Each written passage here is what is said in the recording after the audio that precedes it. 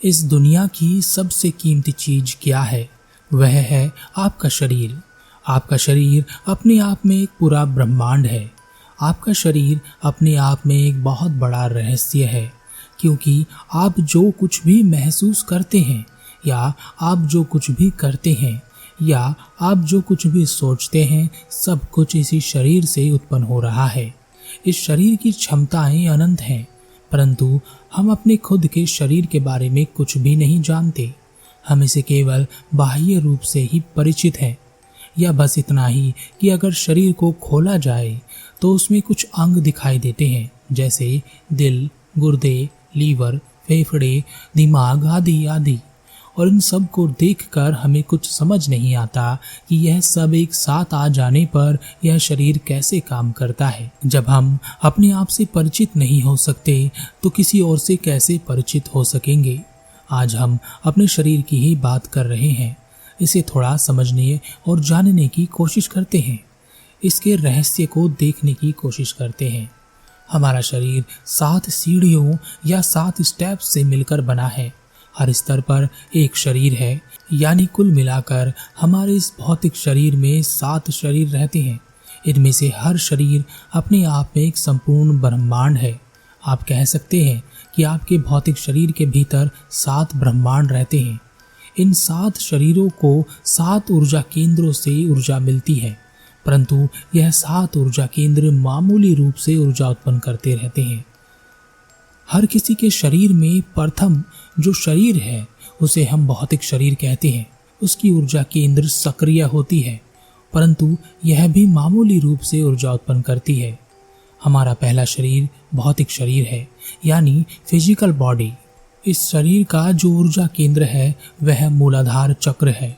यह चक्र, यह ऊर्जा, यह केंद्र आपके शरीर के जनन केंद्र के पास होता है और इसके पास असीम ऊर्जा संग्रहित होती है, परंतु यह केवल आपको उतनी ही ऊर्जा देता है जिससे आप अपने जीवन के रोजमर्रा के काम आसानी से कर सकें। और इसमें भी यह मुख्य रूप से सबसे ज्यादा ऊर्जा सेक्स के लिए ही उत्पन्न करता है। इस प्रथम शरीर पर जीने वाले व्यक्ति इच्छा, कामना और वासना, इन तीनों चीजों में हमेशा फंसे रहते हैं। यह शरीर हड्डी, रक्त और मांस से बना होता है और इस शरीर में जितनी भी इंद्रियां हैं वह अपने आप में आपसे अलग अस्तित्व रखती हैं। आप उन इंद्रियों के गुलाम बनकर सारे कार्य करते हैं और सबसे ज्यादा आप जिह्वा और काम इंद्री के नियंत्रण में होते हैं। परंतु जो थोड़े ज्ञान और थोड़ी समझ से अपने आप को जानने का प्रयत्न करता है और अपने मूलाधार चक्र से उत्पन्न हो रही ऊर्जा को व्यर्थ के कार्यों में नष्ट नहीं करता, वह उस ऊर्जा का उपयोग अपने मूलाधार चक्र को पूरी तरह से खोलने में लगा सकता है, जिससे कि उसकी ऊर्जा दूसरे शरीर तक पहुंच सके और दूसरा शरीर पूर्ण रूप से सक्रिय हो सके। हमारा दूसरा शरीर भाव शरीर है। हमारे इस शरीर में हमारी समस्त भावनाएं निहित होती हैं। इस शरीर का ऊर्जा केंद्र आपकी नाभि से 4 उंगली नीचे स्थित होता है, जिसे स्वाधिष्ठान चक्र कहते हैं।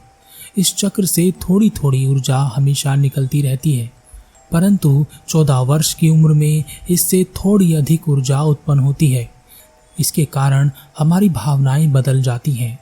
बचपना छोड़ हम युवा हो जाते हैं। यह भाव शरीर रसायन पर आधारित होता है, केमिकल बेस होता है। हमारे शरीर में हमारा क्रोध, प्रेम, नफरत, दया, करुणा, ऐसी जितनी भी भावनाएं हैं, यह सब कुछ हमारा यह भाव शरीर उत्पन्न करता रहता है। आपने सुना ही होगा हार्मोन्स के बारे में। यह हमारे शरीर में अंतःस्रावी ग्रंथियों से उत्पन्न होता है। यह ग्रंथियां केमिकल यानी रसायन उत्पन्न करती हैं, जो हमारे पूरे शरीर को उसकी पूरी भावनाओं के साथ नियंत्रित करती है। ज्यादातर यह शरीर क्रोध, मोह, नफरत, भय और हिंसा जैसी दुर्भावनाओं को उत्पन्न करता है, परंतु यह सब आपके पुराने संस्कारों पर आधारित होता है। आप कैसी भावनाओं की ऊर्जा लेकर साथ आए हैं, यह उसी के प्रभाव से रसायन तैयार करता है। परंतु जो इस भाव शरीर पर यानी स्वाधिष्ठान चक्र पर पहुंचता है, जो स्वयं की खोज पर निकला है, जो अपनी इंद्रियों से विमुख होकर यहाँ पहुंचा है, उसके लिए यह ग्रंथियां एक नए तरह का रसायन उत्पन्न करती हैं, जिससे उस व्यक्ति की संपूर्ण भावनाएं परिवर्तित हो जाती हैं और उसमें प्रेम, क्षमा, करुणा और परोपकार जैसी भावनाएं विकसित हो जाती हैं। जब व्यक्ति अपने इस भाव शरीर से परिचित हो जाता है, तब इसके स्वादिष्ठान चक्र से ऊर्जा मुक्त होकर अगले शरीर की ओर बढ़ती है। तीसरा शरीर है सूक्ष्म शरीर। इसे एस्ट्रल बॉडी भी कहते हैं। यह शरीर तरंगों यानी विद्युत तरंगों पर आधारित होता है। यह आपकी संपूर्ण शरीर में संकेतों को इधर से उधर भेजने का काम करता है। यह आपके पूरे शरीर का विद्युत प्रतिरूप होता है, यानी यह एक तरह की इलेक्ट्रिक बॉडी होती है। इस शरीर का ऊर्जा केंद्र आपकी नाभि पर होता है। इसे मणिपुर चक्र भी कहते हैं। आपकी भावनाओं के रूप में जो भी विचार आपके भीतर उठ रहे हैं, उन्हें आपके भौतिक शरीर से पूर्ण कराने के लिए यह शरीर संकेतों को इधर से उधर भेजता रहता है। यही एक ऐसा शरीर है जो आपके भौतिक शरीर से बाहर भी आ जाता है, और एस्ट्रल ट्रैवलिंग यानी सूक्ष्म शरीर से यात्रा इसी के द्वारा की जाती है। यहाँ इस तीसरे शरीर तक पहुँचना कोई बहुत बड़ी बात नहीं है। बहुत सरलता से व्यक्ति यहाँ पहुँच सकता है।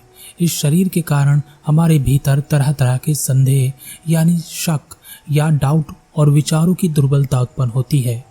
हम किसी एक कार्य पर संकल्प लेकर कार्य नहीं कर पाते, परंतु यह बात ध्यान देने योग्य है कि कुछ व्यक्ति संकल्प लेकर कार्य कर सकते हैं।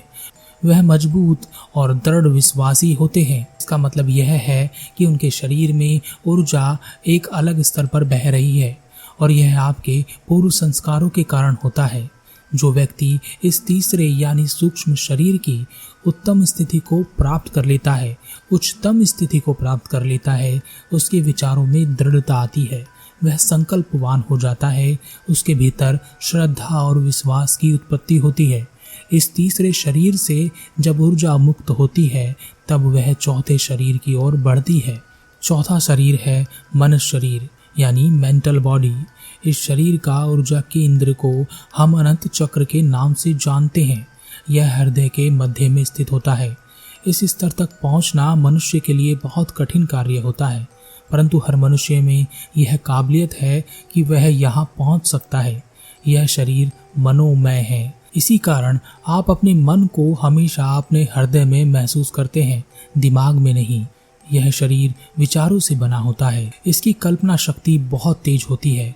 इस शरीर के प्रभाव से, इसकी शक्ति के प्रभाव से हम स्वप्न देखते हैं, कल्पना करते हैं और एक काल्पनिक दुनिया में खोए रहते हैं। हम हमेशा विचारों के सहारे इधर उधर भागते रहते हैं। सब कुछ आपके साथ, सुख दुख, आपकी समस्याएं, जीवन भर की उथल पुथल, सब कुछ इसी कारण उत्पन्न होती रहती है, यहीं पर उत्पन्न होती है। जीवन भर आप अपने पहले शरीर यानी मूलाधार चक्र की ऊर्जा पर अटके रहते हैं, और उसके बाद अपनी मेंटल बॉडी यानी इस चौथे शरीर पर मरते रहते हैं। इसकी ऊर्जा प्राकृतिक रूप से अनियंत्रित रहती है। यह खुद से ही कुछ न कुछ बनाती रहती है। इस पर किसी का नियंत्रण नहीं होता। हम सोचते हैं कि हम कोई कार्य करते हैं क्योंकि हम उस कार्य को करना चाहते हैं, परंतु वह सब इस मनुष्य शरीर की पीछे की शक्ति के कारण होता है। चाहे आप अच्छा कर रहे हैं या बुरा कर रहे हैं, सब आपके कमाए गए संस्कारों पर आधारित होता है। परंतु जो मनुष्य संयम, समझ और साधना के द्वारा इस शरीर के उच्चतम शिखर तक पहुंचता है, उसके भीतर कल्पना शक्ति और अद्भुत सृजनात्मक शक्ति पैदा होती है। वह जो भी कल्पना करता है वह साकार होती है। वह जो भी बनाना चाहता है वह बन जाता है। वह जो भी करना चाहता है वह हो जाता है। परंतु फिर भी इस दुनिया में ऐसे बहुत सारे लोग हैं जिनके इस शरीर की ऊर्जा दूसरे लोगों से अधिक उत्पन्न होती है। ऐसे लोग ही इस दुनिया में कुछ नया कर जाते हैं, भले ही वह अपने आप को जानने के मार्ग पर ना निकले हों, भले ही उन्होंने कभी ध्यान ना किया हो। ऐसे ही कुछ लोगों को आप जानते हैं, जैसे महान गीतकार, चित्रकार, वैज्ञानिक, आविष्कारक जैसे निकोला टेस्ला। क्या गजब की कल्पना शक्ति और सृजनात्मक शक्ति थी उसके पास। उसने जो सोचा वह करके दिखाया, अपनी कल्पना को साकार कर दिया। ऐसे बहुत सारे लोग हैं। और कुछ ऐसे भी हैं जो रोज केवल रोने के अलावा कोई और कार्य नहीं करते। जब मनुष्य इस शरीर की उच्चतम संभावना को प्राप्त कर लेता है, तब वह एक ऐसी दुनिया में प्रवेश करता है जिसकी बातें हमने बहुत सुनी है। उसके बाद ऊर्जा पांचवें केंद्र यानी पांचवें शरीर तक पहुंचती है। पांचवा शरीर है आत्मिक शरीर। इसे स्पिरिचुअल बॉडी भी कहते हैं। इस शरीर का ऊर्जा केंद्र गले के मध्य यानी हमारे कंठ में स्थित होता है। इसे विशुद्ध चक्र कहते हैं। यह हमारे भौतिक शरीर का अंतिम केंद्र बिंदु है। पंच तत्व से मिले शरीर के जितने चक्र हो सकते हैं, यह शरीर उसका पांचवा और अंतिम शरीर है और यह यहाँ समाप्त हो जाता है। यहाँ पहुँचते ही मनुष्य परमानंद में खो जाता है। इसे जीवन में किसी तरह का भय या डर नहीं रह जाता। वह निर्भय हो जाता है। कोई सुख नहीं, कोई दुख नहीं, उसे कुछ नहीं छूता। जो मनुष्य यहाँ पहुँचता है वह वर्षों तक ऐसे आनंद में रुका रहता है जो कहीं नहीं जा सकती। दुनिया के बड़े से बड़े सुख उसके सामने कुछ भी नहीं है। यहाँ पहुँचने वाला मनुष्य देव रूप हो जाता है। जो यहाँ पहुँचता है वह फिर दोबारा जन्म नहीं लेता, क्योंकि पंच तत्व यहाँ पहुँचकर समाप्त हो जाते हैं और वह इन पंच तत्व से आजाद हो जाता है और पंच तत्व उसके अधीन आ जाते हैं। परंतु फिर भी अगर वह चाहे तो वापस भी आ सकता है। परंतु कोई क्यों आना चाहेगा? इस शरीर तक पहुंचना कठिन है परंतु मुमकिन है। हर मनुष्य के शरीर में वह शक्ति है जो यहाँ पहुंच सकता है। शरीर एक मशीन की तरह है और इस मशीन से यह सारे कार्य किए जा सकते हैं। इस मशीन के जरिए यहाँ पहुंचा जा सकता है। सब कुछ आपके पास है। अब इस मशीन का उपयोग कैसे करना है यह आप पर निर्भर करता है। कुछ गिने चुने लोग यहाँ पहुँच पाते हैं, पर यहाँ पहुँचने की क्षमता सबको दी गई है। किसी के साथ कोई भेदभाव नहीं किया गया है। जब मनुष्य इस परमानंद से भी आगे जाना चाहता है तो उसकी ऊर्जा आगे के चक्र में प्रवेश कर जाती है। छठा शरीर है कॉस्मिक बॉडी, जिसे ब्रह्म शरीर भी कहते हैं। इस शरीर का ऊर्जा केंद्र आज्ञा चक्र से जुड़ा होता है। इस स्तर तक आते आते मनुष्य ब्रह्म ज्ञान को प्राप्त हो जाता है। अब वह कह सकता है कि अहम ब्रह्मास्मि, अर्थात मैं वही हूँ, वही एक हूँ जो हर जगह है और सब में व्याप्त है। पर वह ऐसा कभी नहीं कहता। यहाँ मनुष्य ईश्वर हो जाता है। वह सब में व्याप्त हो जाता है। वह कैसी भी आज्ञा देकर कुछ भी बना सकता है और बिगाड़ सकता है। वह बहुत शक्तिशाली होता है। परंतु एक खास चीज यहाँ घट जाती है। यहाँ पहुँचने के बाद मनुष्य के पास इच्छाएं नहीं होती। वह शक्तियों का इस्तेमाल कर सकता है पर करता नहीं है, क्योंकि इसकी कोई जरूरत नहीं रह जाती। अब वह इच्छा, कामना और वासना से बहुत आगे है और कुछ भी करने की कोई जरूरत नहीं है। इस शरीर का दिव्य अनुभव कुछ ऐसा है कि यहाँ बड़े बड़े आकर अटक जाते हैं और वर्षों तक यहीं फंसे रहते हैं। जब मनुष्य इस ऊर्जा चक्र से आगे बढ़ता है तब वह अपने अगले चक्र यानी अगले शरीर पर पहुंचता है। सातवां शरीर है निर्वाण शरीर। ऊर्जा जब आपके छठे शरीर से निकलकर सातवें शरीर तक पहुंचती है, वह अपने अगले ऊर्जा केंद्र पर पहुंचती है जिसे सहस्त्रार कहते हैं। आपने छोटे बच्चों के सर पर एक खाली जगह देखी होगी जो हाथ फेरने पर महसूस हो जाती है। वही स्थान सहस्त्रार है। और जब सहस्त्रार चक्र खुलता है यानी मनुष्य जब इस शरीर पर पहुंचता है तो मनुष्य के अंदर से मैं और हूँ दोनों मिट जाते हैं। उसका स्वयं का अस्तित्व समाप्त हो जाता है और उसके भीतर परम शक्ति प्रकट होती है और उसका सारा अस्तित्व शून्य में समाहित हो जाता है। यहाँ पहुँचते पहुँचते शरीर निर्वाण को प्राप्त हो जाता है और वह परम ऊर्जा ब्रह्मांड में फैल जाती है। यह वही हो जाती है जिसे आप अलग अलग नाम से पुकारते हैं, ईश्वर, अल्लाह, गॉड और न जाने क्या क्या। अब आखिर में एक बात जरूर याद रखना कि 7 शरीर अलग अलग नहीं है, बल्कि आपके भौतिक शरीर में ही समाहित है। सब वही है, बस पूर्ण रूप से जागृत नहीं है। सुप्त यानी सोई अवस्था में है, खुद संचालित हो रहे हैं।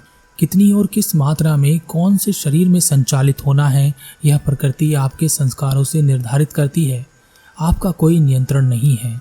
फिर भी मनुष्य के पास एक मौका हमेशा रहता है कि वह स्वयं पर नियंत्रण कर सके, क्योंकि उसके पास अद्भुत बुद्धि है।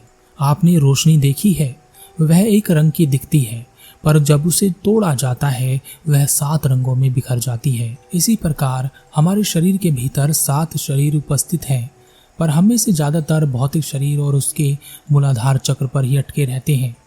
यह हमारा दुर्भाग्य ही है कि इतनी सारी संभावनाएं होने के बाद भी, इतनी शक्ति और क्षमता होने के बाद भी हम अपनी ऊर्जा को सेक्स और भूख में बर्बाद करते रहते हैं। भूख कई तरह की होती है, आप जानते ही होंगे।